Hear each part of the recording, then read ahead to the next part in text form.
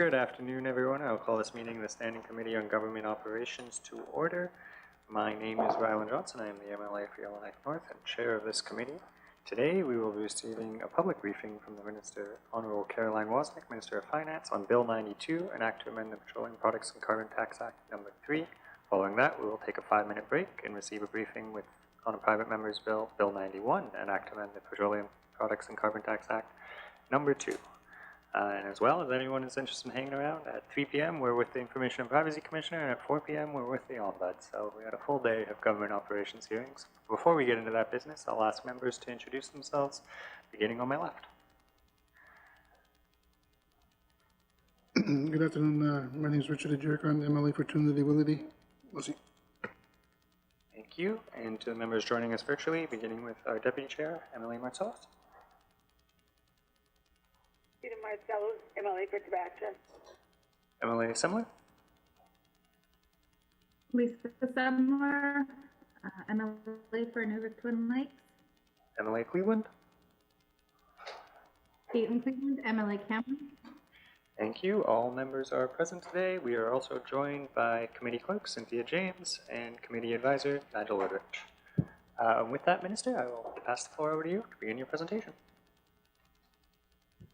You got to press your buttons today. We have no MC. Thank you, Mr. Chair. Thank you, committee, for coming together today. I am here today to discuss Bill 92, an act to amend the Petroleum Products and Carbon Tax Act. With me today on my right is Bill McKay, Deputy Minister of Finance, and my left, Kelly Bluck, the Director of Fiscal Policy. Also with us, Drew Robertson-Mai, Ministerial Special Advisor, and Nora Russell, Special Advisor to the Deputy Minister. As previously committed to members, Bill 92 is the final piece of the revised territorial carbon tax regime. The bill's purpose is to put the carbon tax revenue sharing, community grants, and annual reporting requirements in the carbon tax legislation. Carbon tax revenue sharing grants will provide communities with 10% of the net carbon tax revenues. These grants will provide flexible funding that may assist local governments to reduce greenhouse gas emissions. Each community government will receive a base funding amount plus a per capita allocation to provide support to community governments in larger communities, while also recognizing that smaller communities are often in more remote locations where costs are higher. Mr. Chair, with your permission, we would like to provide a short presentation, after which we will be available to your questions, and with your permission, I would then turn it over to the Deputy Minister. Mr. McKay? Good to use your buttons today. Thank you, Mr. Chair. So we have a short presentation, as the Minister mentioned. I'll just go to the first slide, or second slide, I guess. Okay, so Bill 92 is the manifestation of a commitment that the Minister made to members at the last sitting, and where she committed to do two things, and so those are outlined on the slide there. First, to establish the annual carbon tax revenue sharing grants with community governments, and then second, to require annual reporting of carbon tax revenues and administration. Next slide. So just turning, Mr. Chair, to the first part of the legislation, the community government revenue sharing grants. As you can see on the slide, Bill 92 proposes to legislate the annual carbon tax revenue sharing grants with community governments program. So this was discussed at some length with members and the Minister last sitting. The Minister had agreed to providing 10% of net carbon tax revenues to be shared with community governments. Net carbon tax revenues are the total carbon tax revenues minus the expenditures, so those are the cost of living offsets, the rebates for carbon tax paid on fuel used to generate electricity for community government distribution, large emitter grants, and carbon tax administration. So once you take all those off from the gross revenues, those net revenues, 10% will be distributed to community governments. The allocation formula, which we'll get into later in the presentation, will be outlined in the PPCTA regulations. Effective date is April 1st, 2023, and 2023-24 grants will be received in early 2024-25. So once we've established what the revenues are from the increased carbon tax, we can distribute that grant to the communities. Next slide, please. So Bill 92 proposes to give the Minister of Finance the authority to make regulations to establish the allocation formula for the annual carbon tax revenue sharing grants. These regulations will permit flexibility with changes in community government circumstances. So right now, what we are proposing is that each community receive a base amount of 0.5% of the total amounts available for revenue sharing, and then the remainder be distributed on a per capita basis. So this is a typical of MACA funding, so we're what we call a base plus cost sharing formula, and it will allow smaller communities in more remote locations where costs are higher to be better compensated for the increase in, or better recognize the increase in costs coming from the carbon tax increase. Next slide, please. So on this slide is a table outlining what each community will receive under the formula. So just as I said, each community will get 0.5% of the as a base allocation, and then a per capita allocation is included on top of that. And then you'll see here the percentage that each community will get of the total amount. So not surprising, Yellowknife will get about 40% of the total amount. And then the other communities are outlined here in varying amounts depending on their size. Next slide, please.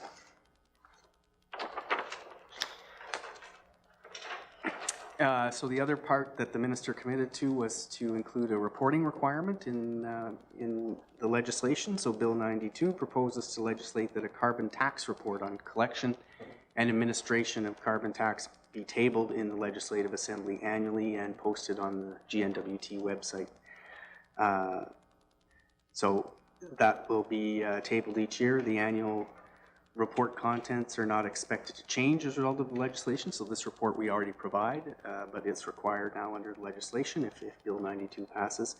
And it will include financial information on carbon tax revenues, administration-related expenditures such as the cost of living offset, community government revenue sharing, so it'll outline what community governments got, electricity generation rebates, and what was paid under the large emitter grant program.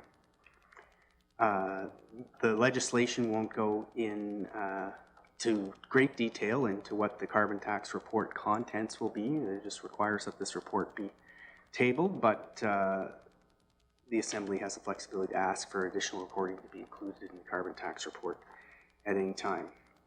So that's the end of the presentation, Mr. Chair. We're here to answer any questions you may have. Thank you. Thank you very much. Are there any questions, comments from committee members?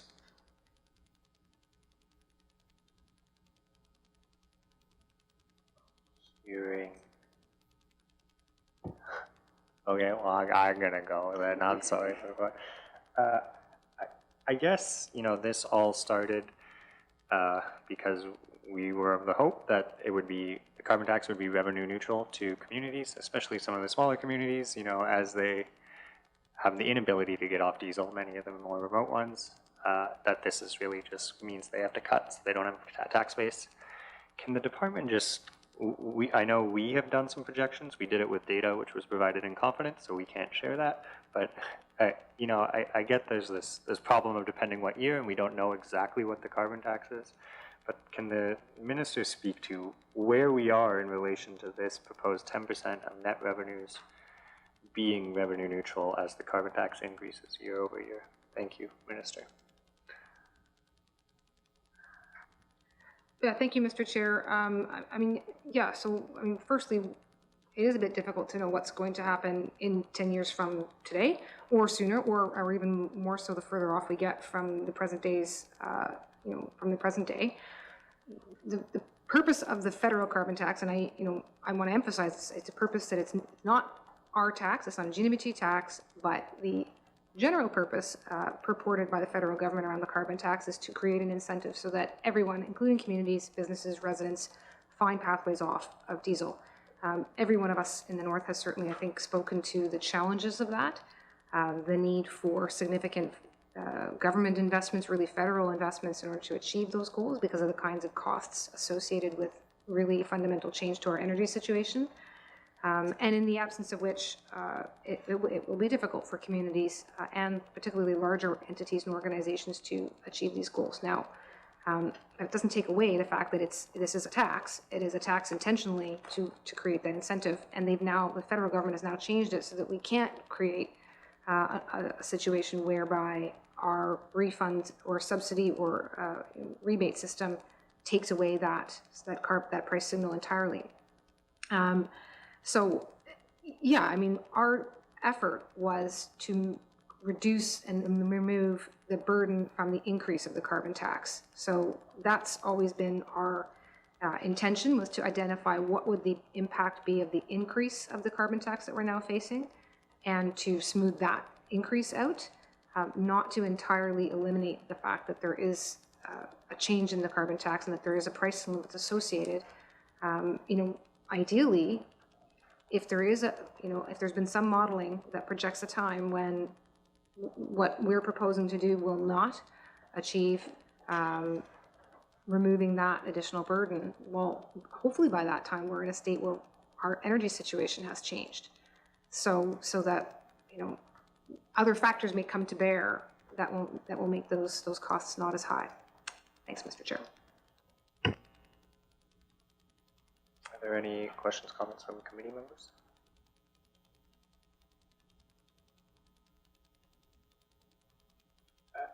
I guess I guess I see that we have some numbers, the current proposal of 10% based on, I believe, the last fiscal of what communities would get.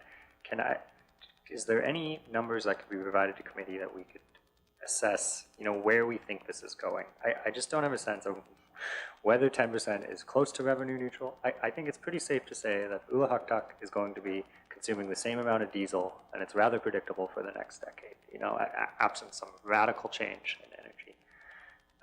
And we would like to know whether, this 10% is losing the community's money, making the money, or whether we could get that.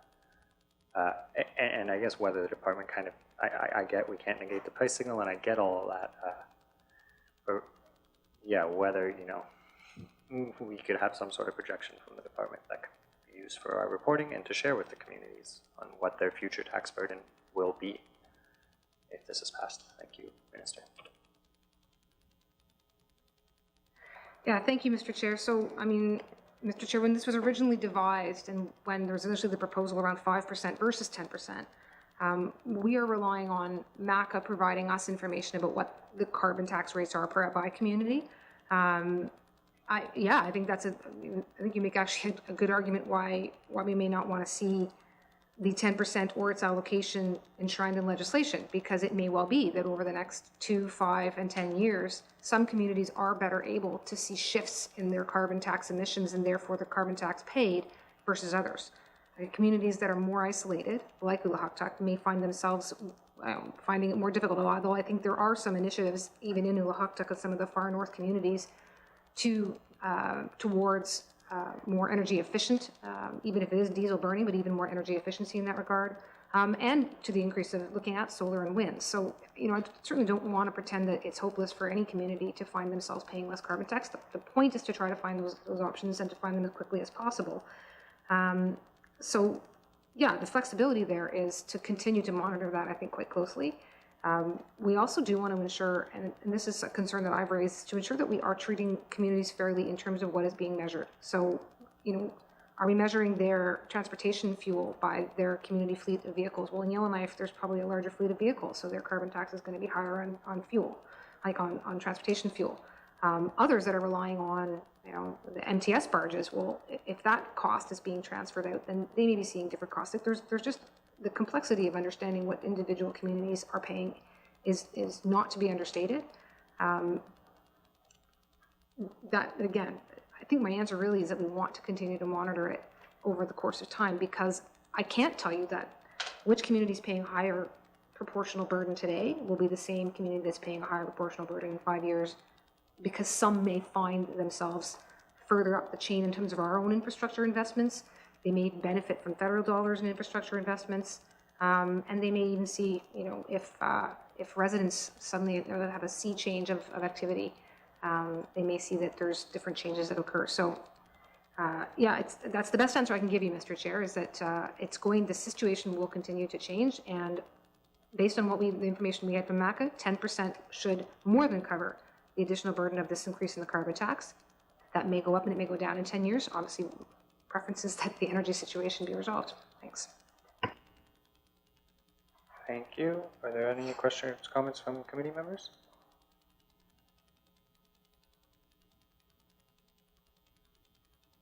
Hearing none. Thank you, Minister, and thank you, staff, for presenting today. We will take a 5-minute break and ask Emily O'Reilly to present.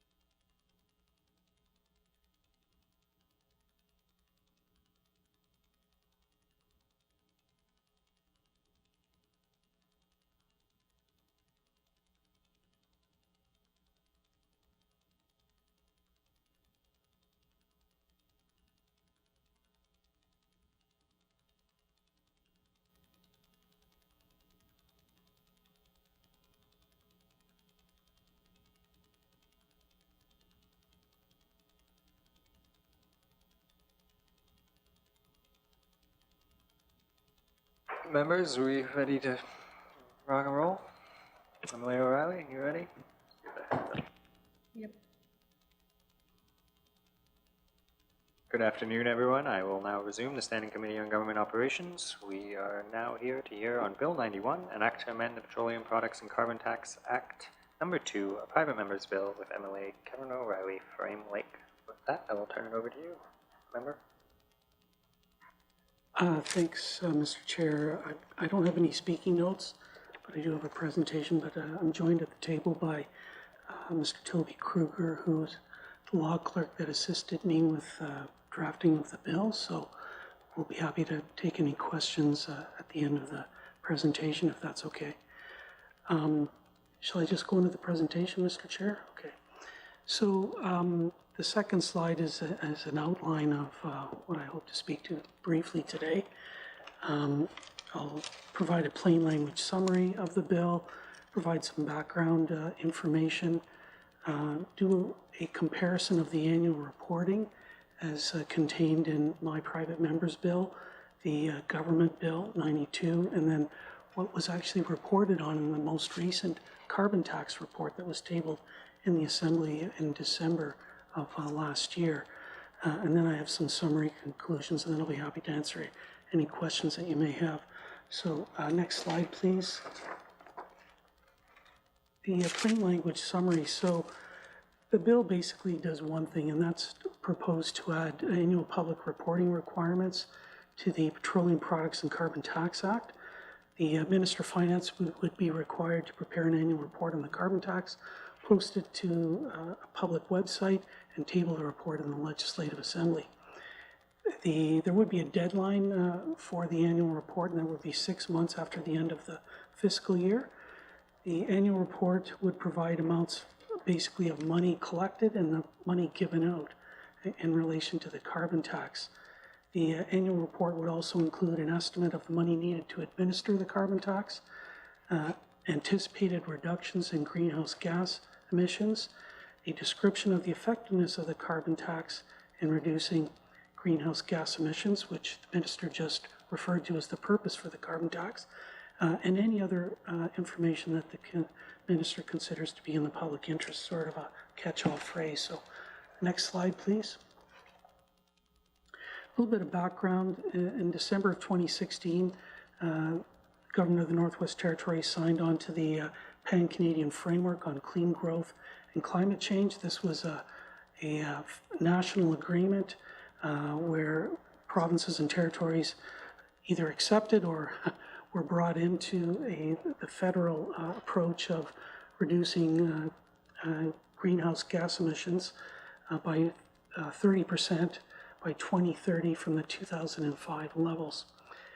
In August 2019, in the last assembly, 2 bills were passed to implement a carbon tax. There was Bill 42, which basically established the carbon tax within the Petroleum Products Tax Act, and Bill 43, which were some amendments to the Income Tax Act, and that actually provided for cost of living offset.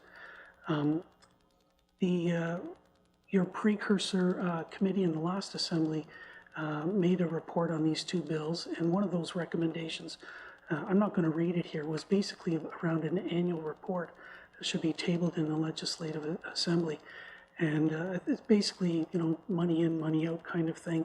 I would note that they had recommended that there be an annual plan for future year reinvestment of carbon tax revenues. Next page, please. So even in the last assembly, I attempted to amend Bill 42 at the time in Committee of the Whole to require an annual report on the administration of the carbon tax. And what I proposed was many of the items that are actually in my private member's bill now before you, but it was ruled out of order as the proposed amendments were, quote, beyond the scope of this bill, as the bill does not touch on reporting. So that was the chair in Committee of the Whole. So I tried to do it in the last assembly and was unsuccessful. So fast forward to May of 2020, and because those bills came so late in the 18th Assembly, there was no requirement for the government to respond.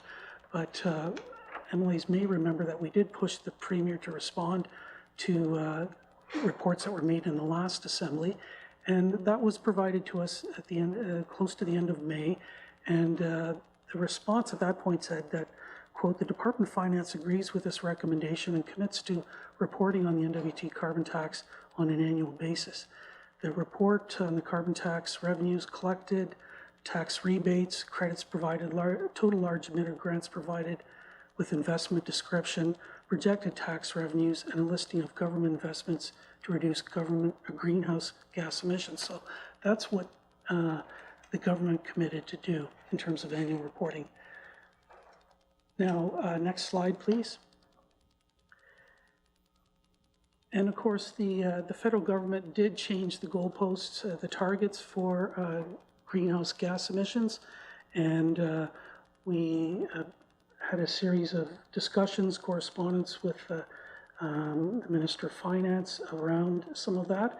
And as far back as October of last year, I sent an email to the Minister of Finance, which was copied to all the MLAs, asking that annual reporting be included in a bill when it came forward, very similar to what you see in Bill 91.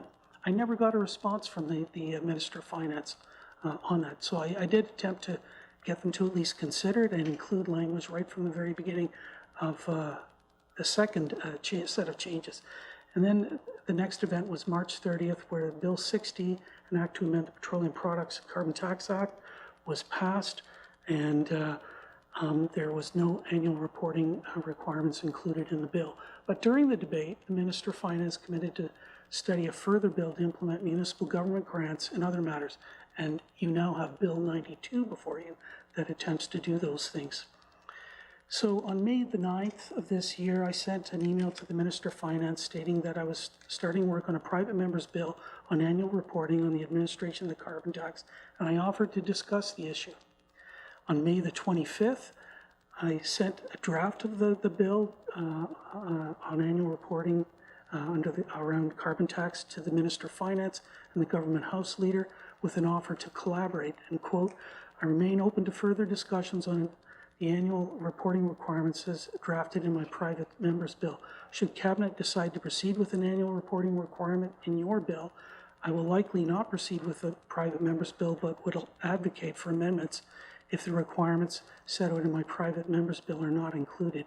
Should Cabinet decide not to proceed with including annual reporting requirements in your bill, I will proceed with a private member's bill. I did not ever get a response to that email, Mr. Chair. So next slide, please. And that's why I think we're here today. Next slide is a little bit of background on what's currently in the latest carbon tax report. It's important to note these are voluntary on the part of the government. There's no requirement that they do these. So there you can see that they've tabled 3 annual reports. They vary in length from between 7 and 9 months after the end of the fiscal year end. And I'm open to amending my bill. If 6 months is not enough, I'm happy to have another suggestion. And I made that offer to Cabinet before and didn't hear anything back. In Bill 92, there is no deadline for reporting, but the bill does say that the report should be publicly posted and tabled in the Legislative Assembly at, quote, earliest opportunity after completion of the annual report. Next slide, please. And this is a table where the annual reporting requirements are compared between what's in the latest carbon tax report, my bill, and what's in the government bill. So in terms of the total amount of carbon tax collected by fuel type, that is in the latest report. It's in my private member's bill, and the bill from Cabinet is silent. Rebates provided or refused. The last annual report does contain the rebates provided. It doesn't include whether any were refused, and I suspect that there probably weren't any.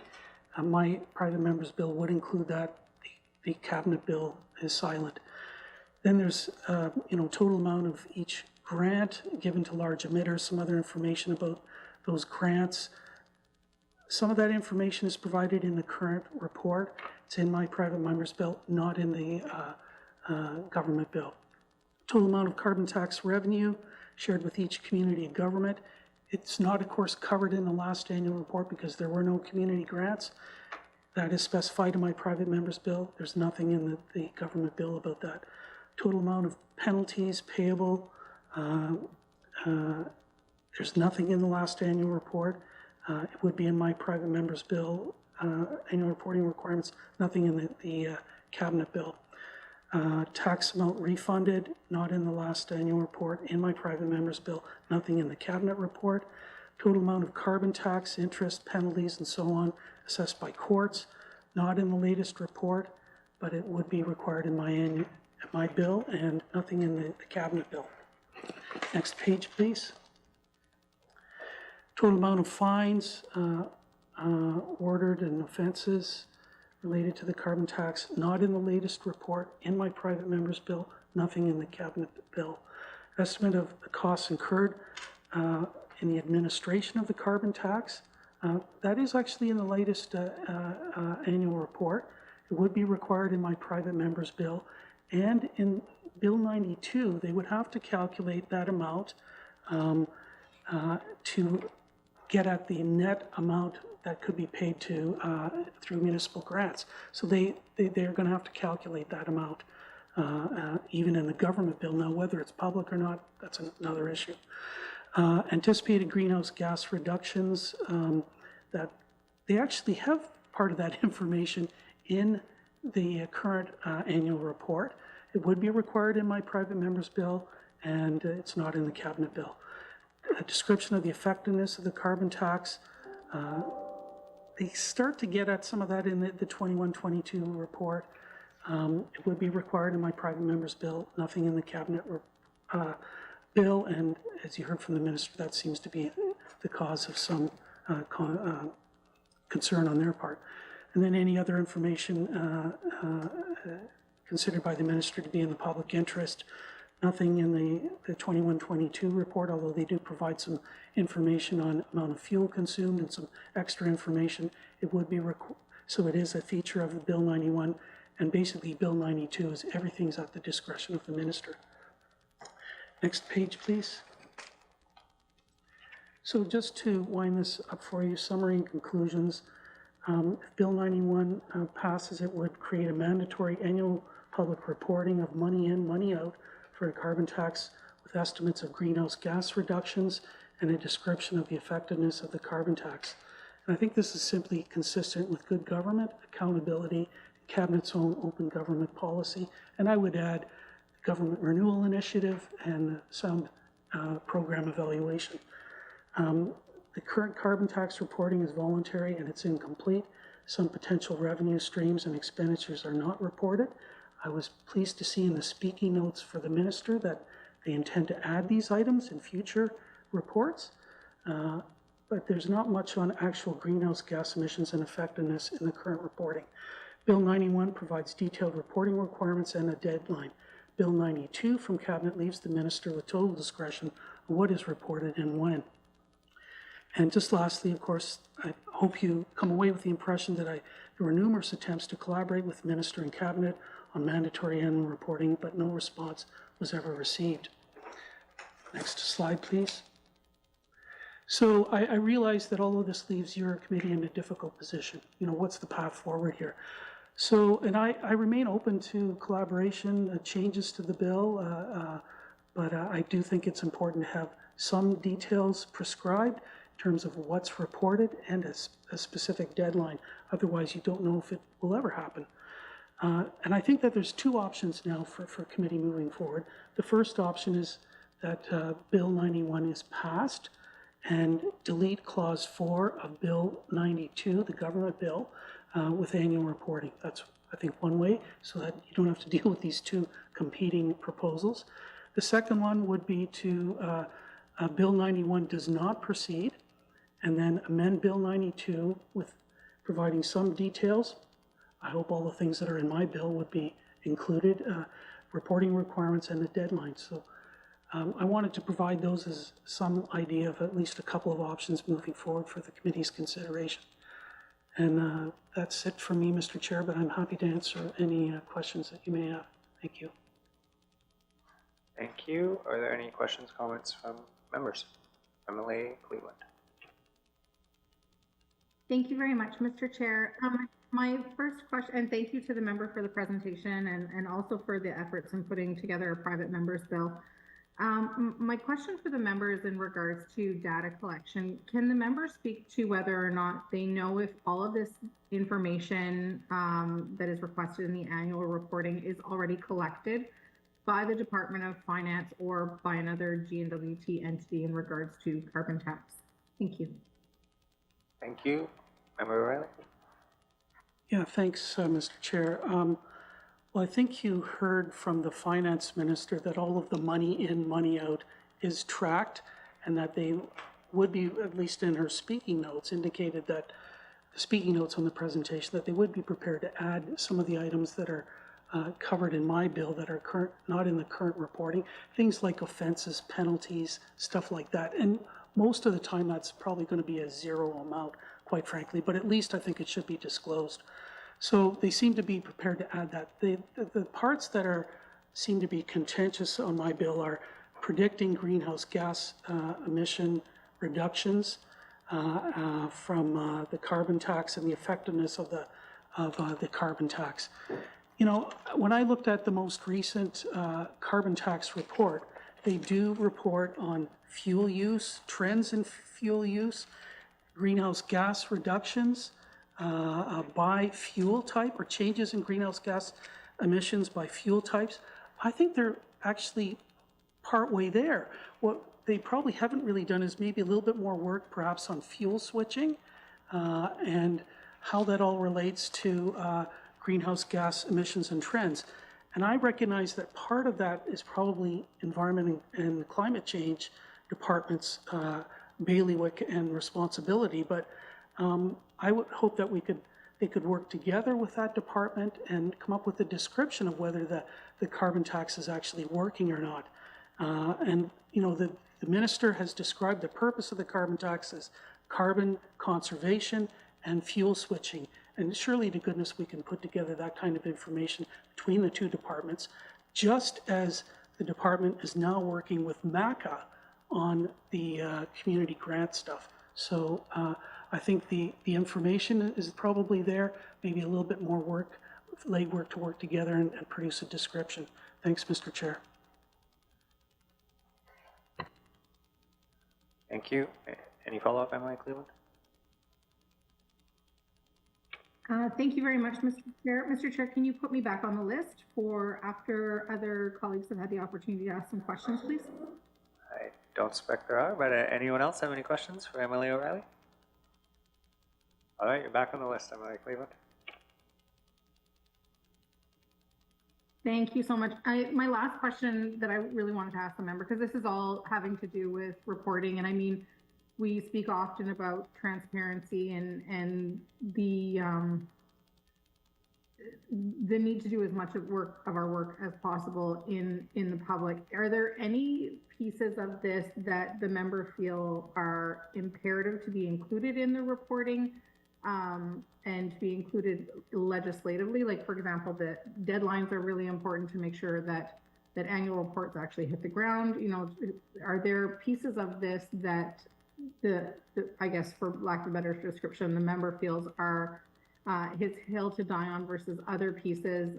You know, for example, the data about greenhouse gases, does that belong in another report potentially if finance is not willing to commit to that one? I just kind of want to understand where kind of the limits of the member are, or would the member prefer this to be in all of these pieces or none? Whether that's in Bill 91 or Bill 92. Thank you. Thank you. Mr. O'Reilly?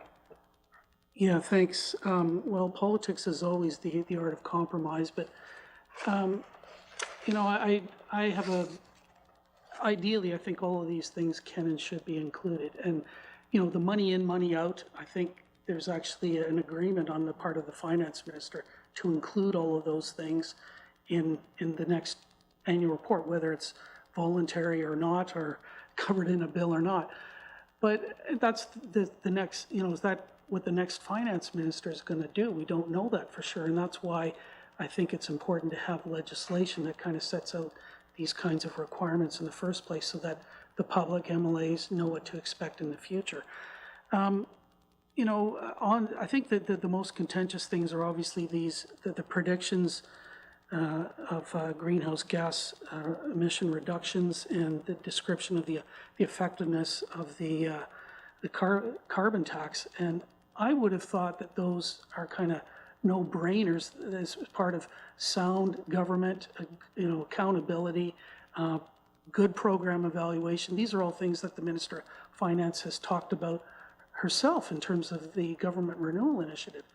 So we do have 3 separate kind of climate change reporting streams right now. One on the climate change strategic framework, one from on environment and climate change. Then you have the energy strategy from Department of Infrastructure, and then you have the carbon tax reporting done by finance. And I think I've said this in the House many times, these 3 sort of separate streams need to be brought together into one integrated report. And I think perhaps maybe my bill is an attempt to try to start to get people to work together a little bit better in terms of understanding where we are with climate change, greenhouse gas reductions, and how all of our efforts work together. Is this the hill to die on? for me, it is important that these things be included, but if it's going to stop some kind of annual reporting in terms of getting the work done, I might be willing to consider amendments or changes, but I think it's just completely consistent with good government and accountability. Thanks, Mr. Chair. Thank you. Any further questions, comments from members? Emily Jericho? Yeah, thank you, Mr. Chairman, and just want to thank my colleague Kevin for doing a good job, and I know I've only been here a year and a half already, but just catching up, but overall, there's a lot of work that you had done in this whole thing, and at the end of the day, you know, I mean, coming from my writing, you know, we already voted on this in the House, and I don't support it overall. I mean, we already have the high cost of living to deal with the communities already as it is. But, you know, I think somehow, you know, this bill that you're proposing, I mean, I do support it. We have to have a mechanism in a way to bind probably the minister and the next government. I mean, anything could happen, like you said, in politics. And I've seen it happen before. So we don't, and plus we don't know what's going to happen when the federal election comes along too as well. I mean, anything could happen. But anyway, going forward though, I think that, you know, this amendment I think is important. The only thing is that I really think the number's a little bit too low for the communities of 10%. You know, no disrespect to Yellowknife at all, but, you know, the thing is that I hear it every day. I just got back, 1:30 this morning from Port Resolution. Again, I'm just tired, but the thing is that, you know, when I talk to the elders there, again, you know, they're complaining about the heating fuel, etc.